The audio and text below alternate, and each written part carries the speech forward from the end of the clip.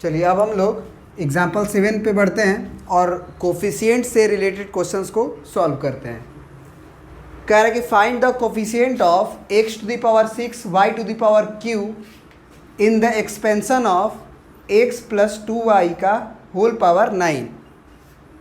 Question समझ गए आप क्या कह रहा है? क्वेश्चन में कह रहा है कि अगर आप x + 2y को एक्सपेंड कर दीजिएगा तो एक्सपेंड करने के बाद हर एक टर्म में कुछ x का भी पावर जनरेट होगा, कुछ y पे भी पावर जनरेट होगा।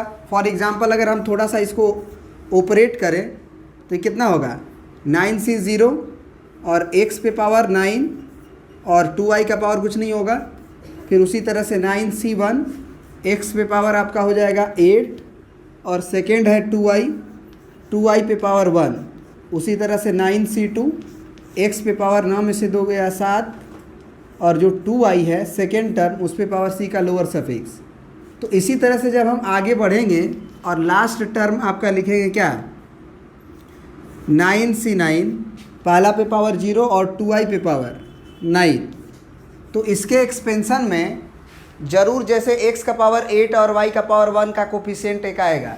देखो अगर हम पूछे कि x का पावर 8 इंटू वाई का कोफिशिएंट क्या है तो ये एक कोफिशिएंट है मल्टीप्लाई में जो लगा है। उसी तरह से हम पूछें कि x का पावर 7 y का पावर 2 इसका कोफिशिएंट क्या है तो 9c2 इंटू 2। तो उसी तरह से x का पावर 6 और y³ बीच में आएगा उसका कोफिशिएंट क्या होगा। बात समझ में आ रहा है? तो एक तो तरीका है कि हम ऐसे ही देख लिए हैं कि जो c का लोअर सफिक्स बन रहा है, ध्यान से सुनिएगा, जो c का लोअर सफिक्स बन रहा है वो जो सेकेंड टर्म y है उसका पावर बन रहा है। तो इसका मतलब y का पावर हमें कितना चाहिए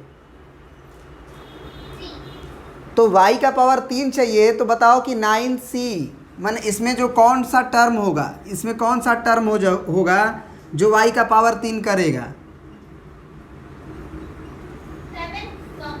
मतलब टर्म नहीं, ऐसे हम बोलें कि 9c यहाँ 3 लिखना होगा तभी ना 2y पे पावर जाएगा 3। सेकेंड टर्म जो 2y है c का लोअर सफिक्स ही जाता है हमको मालूम है। तो 9c 3 तो होगा ही क्योंकि 9c 0 9c 1 9c 2 ऐसे ही जा रहा है। तो आपका यहाँ 3 होगा तभी 2y का पावर 3 जाएगा। तो तुरंत x का पावर होगा, पहला जो टर्म होता है उसका पावर क्या होता है 9 में से 3 गया 6। अब तुम्हें दिखाई दिया कि x का पावर 6 और y का पावर 3 का कोफिशिएंट जनरेट हो चुका है। बोलिए।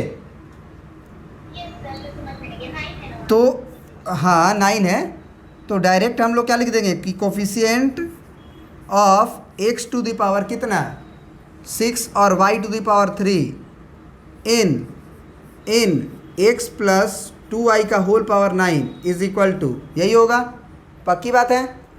तो ये हो गया ना कि हम कोफिशिएंट थोड़ी लिख रहे हैं, हम तो x का पावर 6 और y का पावर 3 भी लिख दिए हैं ना।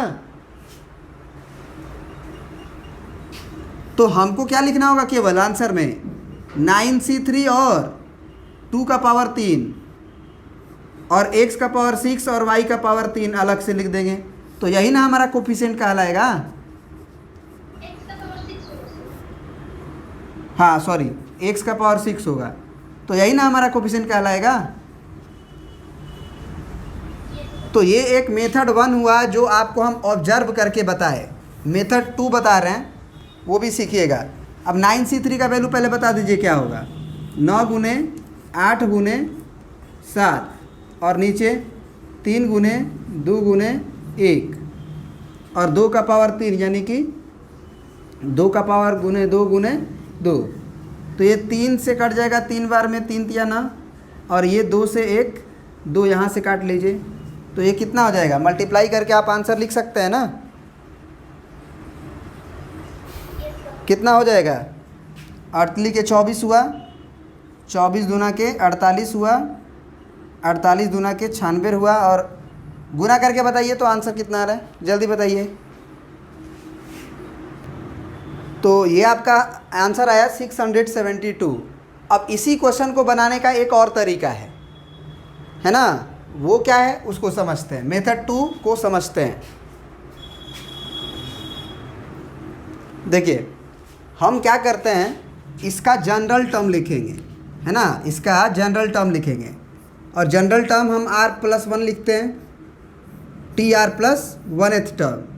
तो TR+1th टर्म क्या होगा इसका, आपको मालूम है ना कि C के नीचे क्या जाएगा, जितना लिखा गया उससे एक कम, तो r+1 है तो यहाँ r जाएगा, और ऊपर में हम 9 लिखेंगे, तो 9CR हो गया आपका, और जो पहला टर्म है हमारा x, उसका पावर 9 - r होगा, और जो सेकेंड टर्म 2i है उसका पावर आपका c का लोअर सफिक्स जाएगा r। ये क्या हो गया, जनरल टर्म। बात समझ में आई। अब इस जनरल टर्म में आप सोचिए कि आपको क्या चाहिए, आपको चाहिए find the coefficient of x⁶ into y⁴। तो एक काम करिए, सबसे पहले जो कोफिशिएंट नज़र आ रहे हैं उसको सेपरेट कर लीजिए। जैसे 9C3 आ रहा है और 2 का पावर r नज़र आ रहा है 2 का पावर r यहाँ से, बाकी सब क्या बनेगा, यहाँ बनेगा x का पावर 9 - r और y का पावर r, यही ना बनेगा। अब आप सोचिए कि आपको x का पावर क्या चाहिए और y का पावर क्या चाहिए। x का पावर आपको 6 चाहिए और y का पावर आपको 3 चाहिए, है ना। वी नीड, हम क्या बोल सकते हैं, वी नीड क्या, coefficient of x⁶ into y⁴। इसलिए हम लोग क्या लिख देंगे यहाँ पे कि 9 - r का वैल्यू 6 होना चाहिए, एंड r का वैल्यू क्या होना चाहिए, 3 होना चाहिए। तो अगर हम यहाँ से r का वैल्यू को सॉल्व करके निकालें तो r उधर जाएगा, 6 इधर जाएगा, तो r बराबर 3 आएगा। यहाँ से भी r बराबर 3 ही है। तो हमें पता चल गया कि अगर हम r बराबर 3 रख दें यहाँ पे, r बराबर यहाँ पे, तो ये कोफिशिएंट हमारा पूरा हो जाएगा, क्योंकि r बराबर 3 रखेंगे तो 9 में से 3 गया, 6 आ ही जाएगा, और यहाँ भी r 3 रखेंगे तो y का पावर 3 आ ही जाएगा। मतलब x का पावर 6 और y का पावर 3 हमको जनरेट हो जाएगा। तो डायरेक्ट हम आंसर क्या लिख देंगे, 9CR था ना ये, तो 9CR होगा हमारा आंसर, और साथ ही साथ 2 का पावर r होगा। तो r का वैल्यू आ न चुका है, r का वैल्यू 3 आ चुका है, तो 9C3 हो गया और 2 का पावर 3 हो गया। वही आंसर है जो पहले आया है। तो इसका भी आंसर आपका 672 ही आएगा। प्रिंट कर लीजिए।